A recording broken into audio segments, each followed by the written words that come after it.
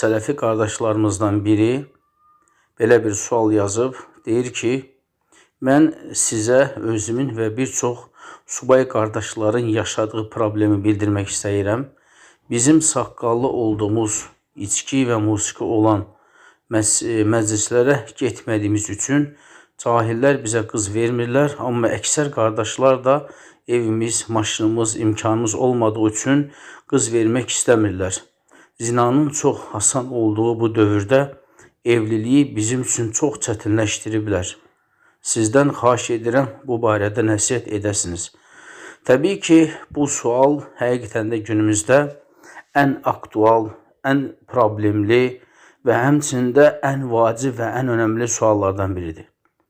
Ona görə ki, bəli, günümüzdə bizim bu cür qardaşlarımız var. Hansılar ki, onlar istər zahirən, istər daxilən, yəni Allah Resulü sallallahu aleyhi və sələmin yolunu getməyə çalışırlar. Yəni, libaslarına fikir verirlər, zahiri görünüşlərine fikir verirlər, əxlaqlarına fikir verirlər, əməllərinə fikir verirlər. Və bu baxımdan da onların bu əməlləri, yəni toylara getməməsi, yəni musiqi, içki toylara getməməsi və haramlardan qorunması, bidət məclislərine getməməsi və haram məclislərdə iştirak etməmələri və həmçində zahiri saqqalı olduğu üçün və libaslarına, sünnəyə fikir verdiyi üçün, yəni ətrafımızda olan ibadət etməyən cahil insanlar, yəni bizim bu qardaşları radikal hesab edib, onlara qız verməkdən imtina edirlər. Vadını da qoyurlar ki, gedəcək, mənim qızımın günü qarı olacaq, qızımı qarıya bürüyəcək və s. Və çox təəssüf olsun ki, bunun da qarşılığı olaraq bizim özümüzün dindar qardaşlarımız bizim qapımıza bu cür qardaşlar elçi düşəndə biz onların dininə və əxlaqına baxmırıq. Halbuki Allah Resulü söyləyib ki, sallallahu aleyhi və səlləm İzə ətəkum mən tardavna dinəhu və xulqahu fəzəvvicu. Əgər sizdən birinizin qapısına bir qardaş, biri elçi gələrsə, onun dinindən, əxlaqına razısınsa, onu evləndirin. Və çox təəssüf olsun ki, belə bir qardaşlar bizim qapımıza elçi gəlir və biz həmən qardaşı araşdırırıq, maraqlanırıq və görürük ki, bəli, normal qardaşdır, meçid əhlidir, sələfidir, bidətlərdən uzaqdır, dinini yaşayan və s. Əslində, bu artıq bizim üçün kifayət eləməlidir. Və bizim qardaşlar nə tələb eləyir? Evi var, eşiyi var, kimlə yaşayacaq? Mən istəmirəm, qaynanla yaşamaq istəmirəm. Evi işi olsun, maşını olsun, gücü olsun. Qardaşım, baxı Allah Resulü bunu bizdən tələb etməyib. Yəni, bu şeyləri bizdən Allah Resulü tələb eləməyib. Allah Resulü bizdən tələb elədiyi şey din və əxlaqdır. Əgər dinindən və əxlaqından razısınızsa. Çünki sən dediyin, tələb elədiyin şeylər var. Maşın, ev, eşi, iş, güc və s. Yəni, bu sonradan da ola bilər onda. O qazana bilər Allahın izni ilə. Çünki evləndikcə külfət sahibi olacaq, ailə sahibi olacaq və onun ruhusu da artacaq. Ruhusu da artacaq. Amma bu evi yoxdur, ayrıca evi yoxdur, ayrıca maşını yoxdur.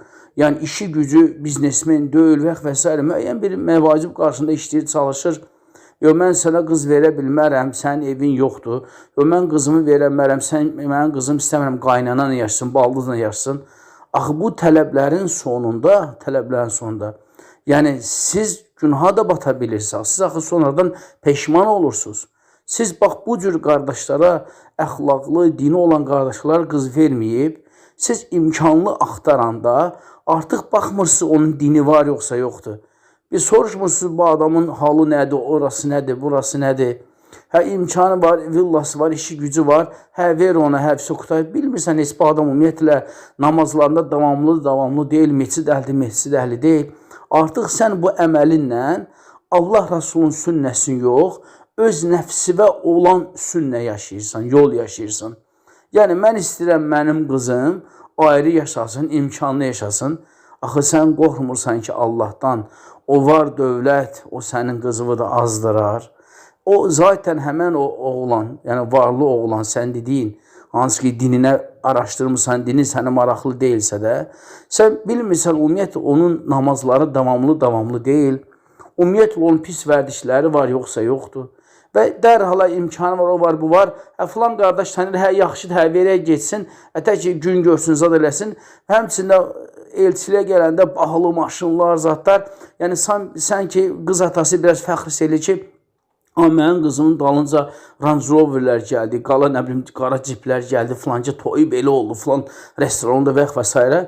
Sonra bir müddətdən sonra artıq sən qızın mesajlarını alsan, ata, mən uçurumdayam, ata, mən belə, ata, mən belə və sən kör peşman gedirsən qızıvı ya qarında uşaqla, ya yanında bir dənə uşaqla götürüb gəlirsən.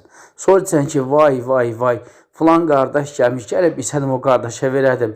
Bu gün o qardaş artıq elm tələbəsi olub, artıq Mədnədə oxuyur, evlənib, ora aparıb, kaş mən o vaxt ona verədim, o kürəkənim elm tələbəsi olub və s.